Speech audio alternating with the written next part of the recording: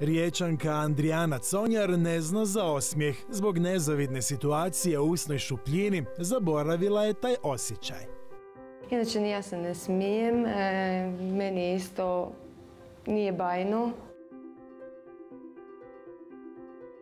Ja se ne znam iskreno ni šminkat više. Gledam cure našminkane, usne, sve to lijepo. Šta ću ja da našminkanu, na šta bi ličila? Naravno, na razgovore kad se dolazi, svi gledaju u zube. Što je, nasmijat se ne mogu kad mi neko nešto kaže i to. U pomoć je priskočio dentalni centar Štimac. U humanitarnom makeoveru priliku za potpuno novi život dobila je i ova 32-godišnja supruga i majka. Lijepo je pomagat, ima puno ljudi koji imaju lošu situaciju zbog puno razloga u životu, a nažalost i ne mogu priuštiti ovakav jedan veliki tretman koji zahtijeva i vremena i novaca, tako da smo odlučili malo pomoći. Ja sam išla kod svog zubara, ja govorim ja si to priuštiti ne mogu, jer takvi su uvjeti. I onda sam rekla, imam 32 godine, šta ću? Ne mogu kredit dignuti da si napravim zube, ne mogu ništa, za 2-3 godine ostaću bez jednog. Išla sam pokušati. Obzirom da se puno ljudi prijavilo, odabir je bio vrlo težak. Međutim, našli smo one, ajmo reći, najteže slučajeve i ljude kojima bi to bilo najpotrebnije. Ja sam rekao mi je najljepši rođendan od kako sam rodila svoje dijete do sada. Trenutak kada je Andrijana shvatila da nešto mora poduzeti, bio je kada ju je dječak iz susjedstva upitao. 2 godine imao, kaže, teta, kaže, zašto imaš takve zube?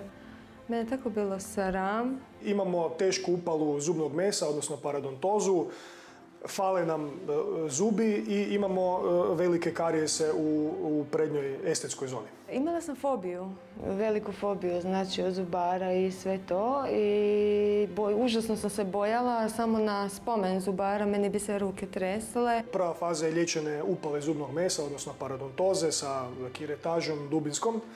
Nakon toga idemo na kirurško vađenje zuba koje ne možemo nažalost spasiti i tek onda kada je sve pripremljeno idemo u taj protetski, taj estetski dio gdje ćemo raditi pljuskice i krunice od bezmetalne estetske keramike.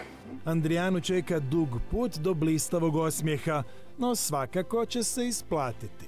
Prvo želim steći samopouzdanje. Znam da mi to neće biti lako. Na početku isto će biti osmijeh, zatvoreno koji prije, ovako, usne, ovako, sakrivanje i tako to dok se ne opustim. Ljudi koji imaju strah od zubara boje se boli, međutim danas, hvala Bogu, uz sve te anestezije koje imamo i koje primjenjujemo, bol je stvar prošlosti. Suprug je meni rekao kako bi ti bila lijepa da imaš lijepe zube. Kao, lijepa si ti meni i sad, kao da imaš lijepe zube, ti bi bila još ljepša. Ja kažem, da, rekao, kako to financirat? Kaže, kaže, to je teško. Nakon gotovo 3 mjeseca rješavanja problema usne šupljine, Andrijana je dobila sasvim novi izgled. Fenomenalno, odlično. Zaista, kad sam se vidjela, nisam mogla vjerovati da sam ja. Napokon, evo, da se osjećam samouvjereno, što mi je jako bitno i ovako sretna nisam bila od kako sam rodila. Bio je dug put, međutim rezultat je po nama i po gospođi Conjar vrlo dobar. Sreća, ovo je sreća.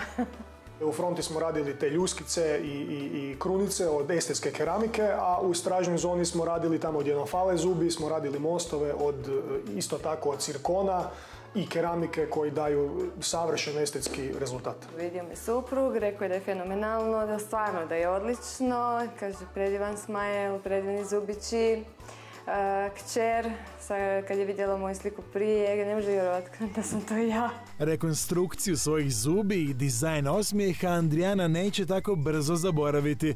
Dobar je ovo primjer kako bi se njezi usne šupljine trebalo posvetiti više pozornosti. Takvi veliki protetski radovi nemaju rok trajanja. Jedino što je zapravo na pacijentici da redovito počne dolaziti kod stomatologa. Četkica i kaladoncu stvarno u ovakvim situacijama naši najbolji prijatelj, odnosno pranje zuba je još uvijek broj 1 kod održavanja higijene. Baš sam puna samopouzdanja sada i za razgovor za posao, i za razgovor sa ljudima, za sve.